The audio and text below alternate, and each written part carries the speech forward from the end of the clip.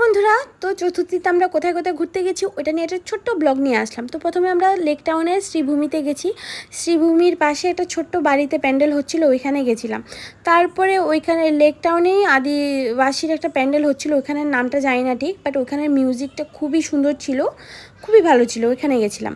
তারপরে দমদমের জন্য বেরিয়ে গেছিলাম। দমদমে গিয়ে প্রথমে দমদম পার্কে গেলাম, ভারত চক্রবর্তীতে গেলাম, সর্বজনীতে গেলাম আর তরুণ দলে গেছিলাম।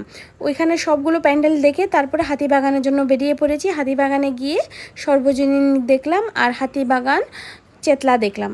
ওইটা দেখার পরে আমরা সবচেয়ে বড় যেখানে দুর্গার মূর্তি বানানো হয় কুমারটুলিতে চলে গেছি।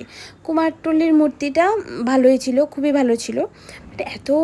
এতগুলো পুজো দেখেছি, সকাল হয়ে গেছে, রাত্রে থেকে কখন সকাল হয়ে গেছে, আমি তো সারা রাত পুজো দেখতে দেখতে আমি পুরো টায়ার্ড হয়ে গেছি। বাট তোমাদের কাছে কেমন লেগেছে? তোমরা এতগুলো মূর্তির ভিতরে তোমাদের কাছে কোনটা বেশি ভালো লেগেছে তোমরা অবশ্যই কমেন্ট করে জানাবে। তো তোমরা কোথায় কোথায় ঘুরতে গেছো ওটাও জানাবে আমাকে, ঠিক আছে? আর তোমাদের কাছে আমার ভিডিওটা যদি ভালো লাগে তো প্লিজ অবশ্যই কমেন্ট, লাইক অ্যান্ড সাবস্ক্রাইব করবে।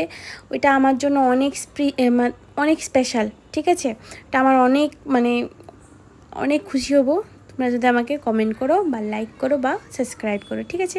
Tata, bye bye. আরেকটা ভিডিও নিয়ে আবার দেখা হবে।